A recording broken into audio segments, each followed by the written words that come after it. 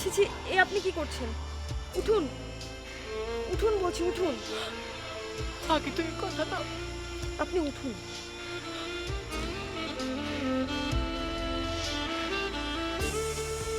উঠুন।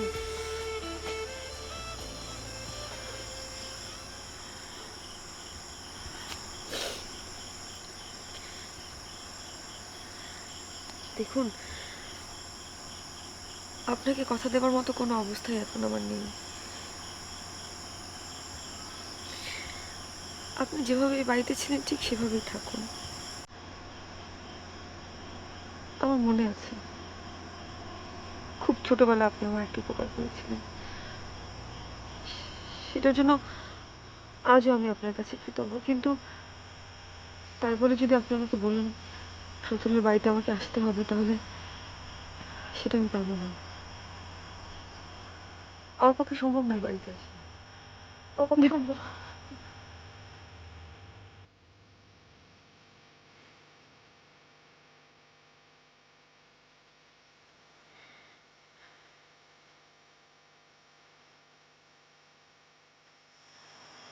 আমার শেষ একটা অনুরোধ রাখো, আজকের রাতটা এখানে থাকো, কাল সকালে যে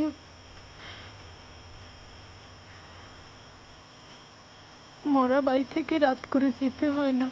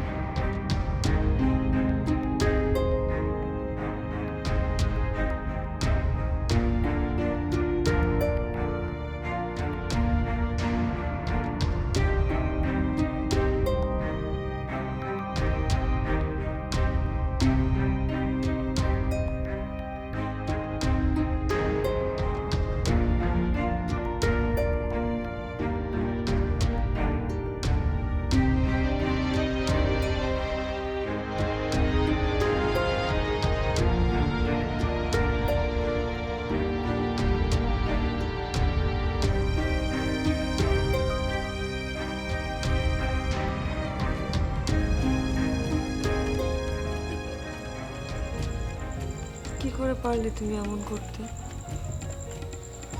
এখন আমি নিজেকে কি দিয়ে সান্ত্বনা দেব?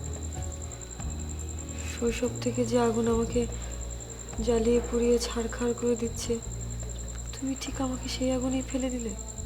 দীপা, তুই কি বলতে চাচ্ছিস সেটা আমি অনুভব করতে পারছি।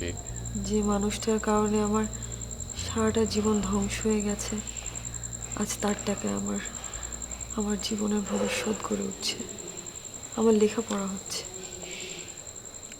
আমি মানছি এসব আমি করেছি, কিন্তু সেসব তো শুধু তোর জন্য করেছি। কোনো দরকার ছিল না। কেন কেন? আমার লেখাপড়ার জন্যই তো। কিন্তু প্রতুল ব্যানার্জির এত সম্পত্তির তো কোনো দরকার ছিল না।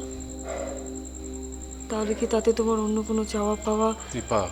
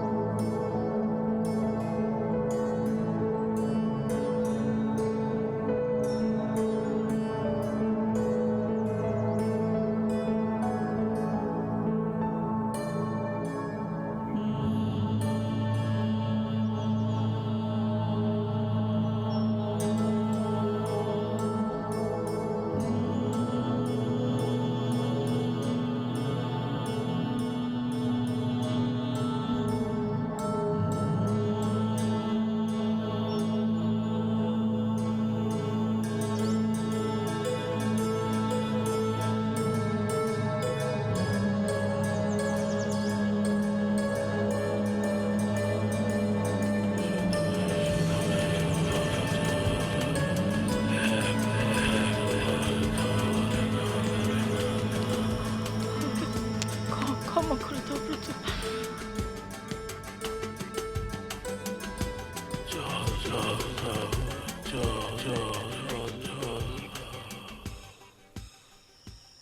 দিচ্ছি দিচ্ছি।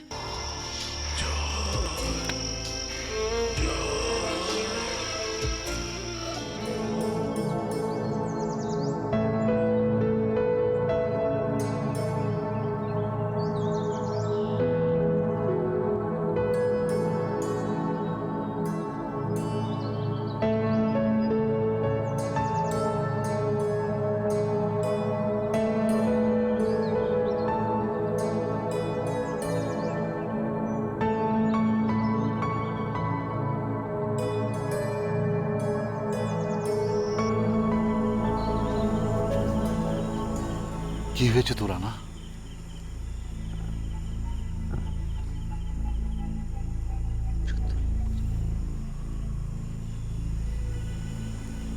প্রতুল জল চায়। কে? প্রতুল। প্রতুল? এই যে ভস্ম হয়ে গিয়েছে প্রতুল, মরে গেছে প্রতুল।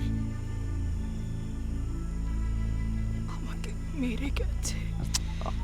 না, প্রতুল তোকে বাঁচিয়ে গেছে।